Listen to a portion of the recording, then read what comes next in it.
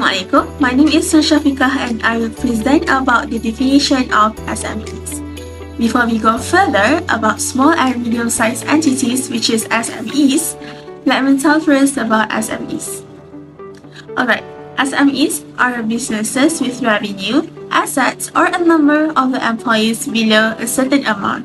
Each country has its own definition of what constitutes the SMEs.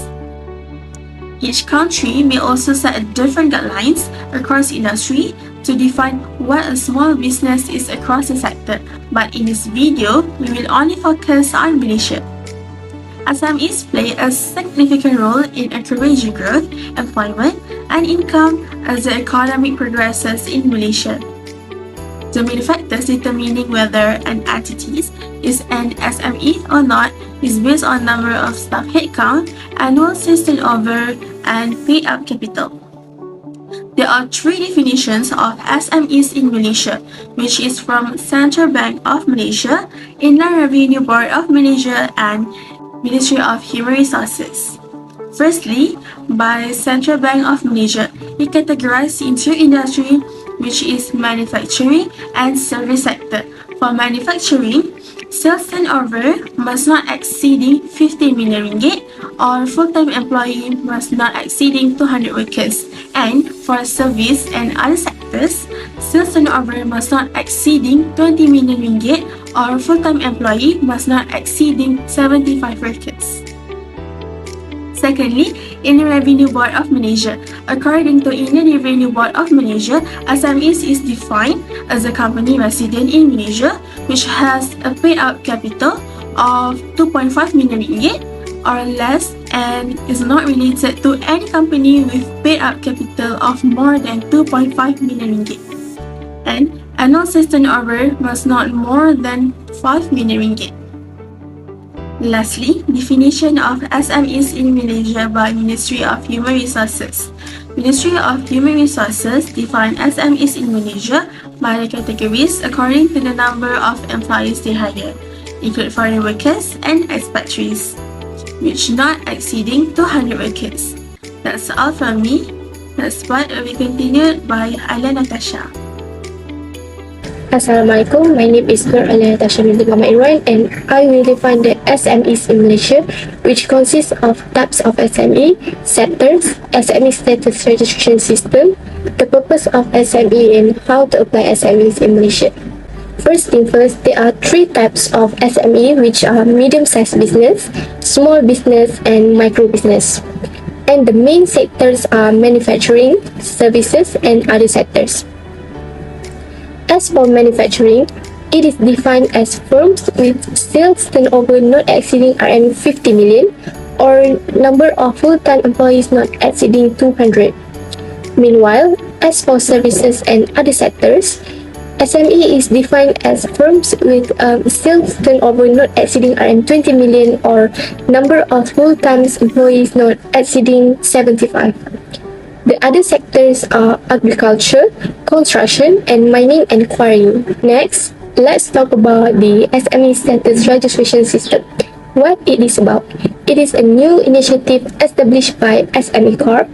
Malaysia must ensure that each SME that applies to participate in government programs or receive incentives meets the SME definition established by the government.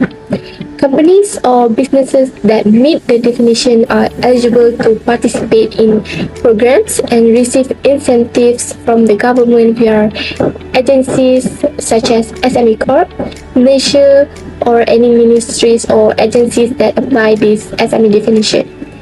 Business entitles in all economic sectors that are registered with the Companies Commission of Malaysia, which is SSM, relevant business registration bodies or local authorities for Sabah and Sarawak, and statutory bodies are eligible to register through this registration system. The next one is the SME status certificate's purpose.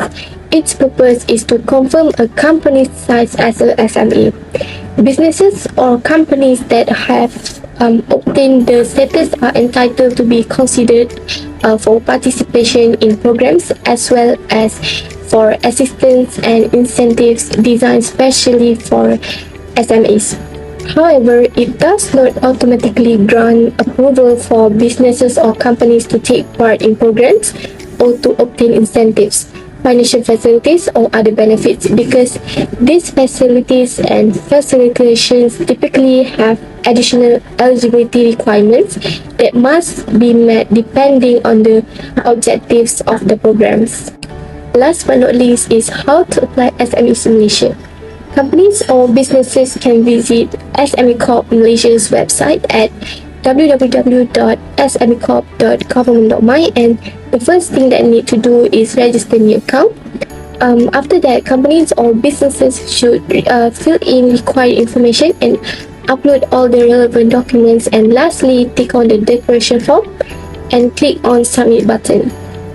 That's all from me, and I will pass to the next presenter. Assalamualaikum, and I am Nur Shazana will present about 3 common reasons why small medium enterprise struggling to get a bank loans approved. Most of financial institutions say no to the small business owner who trying to get us SME loans. Around 80% of small business owner application for loan get rejected. So, as SME owners, what should they do next? The answer is to find out the reason for struggling to get a bank loan. I believe that the financial institution will state the reason why your application for SME loans get rejected. But there are also a few financial institutions that do not share the detail. Honestly, the owner of SME will feel very frustrated and also discouraged because it usually happens when they apply for it. In another way, for them to get accepted for their application by knowing why the loans was rejected. Firstly, the main common reason why SMEs struggling to get a bank loans approved is because of weak handling cash flow. Cash flow is the net amount of the cash and also cash equivalents coming into and going out of the business. Money spent and money received reflects inflow and outflow respectively. SME business cash flow circle will be used by the financial institution to measure whether your company has enough cash flow to repay the debts and also to cover a business expenses. Financial institution will reject your application if the money that business spent is more than the money that business received. Even though the SME owner business is profitability, but it's the challenge for the small business to maintain the healthy cash flow. The reason is this happen for small business because of they need to pay a supplier in the advance before they get the pay for their service. Secondly, lack of the credit history or a bad credit score are the common reason why SME is struggling to get a bank loan approved. Credit score is generally measure a creditworthiness of any person or business. Before the business get approval of a loan application, financial institution will measure the credit score for both personal and also for the business. Your personal credit score is considered when applying for SME financing, regardless of how long the firm has been in operations. In fact, the poor credit score is because of the lack of financing history and also for the late payments. The last common reason SME struggling to get a bank loan approved is because of high rates of debt user. Financial institution will examine your leverage ratio that refer to the level of business debts and also in relation to its equity capital. They will be sentenced to provide you with any financing if your leverage ratio is highest that show the higher risk. Then, as SME owner, need to maintain the reasonable debt user and make sure that the business keeps tracks or your total credit limits. Therefore, if the business wants to count as a favorable, they must show the good history of using credit responsibility. In conclusions, weak handling of cash flow, lack of the credit history or a bad credit score, and also a high rates of debt user are the common reason why SME is struggling to get a bank loan approved. If you want to get a bank loan approved, as SME, you need to understand the reason why your application is being rejected by the banks. And don't give up to apply it again. That's all from me. Next part will be continued by Anis. Assalamualaikum, my name is Anis Shahira, so I will talk about measures proposed by the Malaysian government to mitigate the coming economic slowdown in small medium-sized entities (SMEs). The big economic challenge now is the uncertain geopolitical environment, as we can see in other countries like Russia-Ukraine crisis and the economic slowdown in the United States. The crisis increased the price of wheat, while the increase in oil prices caused Malaysia to bear high subsidies of up to 80 billion. Oil prices and increased demand are factors in the 3.4% increase in inflation and the food index 6.1% last June 2022. Unexpected subsidies caused national spending on development to be affected because savings had to be made to cover the high subsidy. The year 2023 is expected to be a difficult year for Malaysia and also the world because unforeseen risks, especially the slowdown in the global economy, are increasingly serious. Malaysia can expect it to continue to handle national economy badly, but some drastic economic policy adjustment need to be made to avoid the country falling into an economic recession. The World Bank in its statement on 15 September 2022 said that the global economy may take place this year. Looking at the simultaneous increase in interest rates by the world central banks to deal with inflation. To prevent a severe economic recession, the government must immediately overcome this. There are three measures by Government Malaysia mitigate the economic slowdown. The first option is for the federal government to give small and medium-sized entities (SMEs) more tax relief on the interest they pay. This kind of subsidy can help soften the blow. SMEs will have a better chance of staying in business if this can be used as a monthly payment. This could be put into place in the next budget.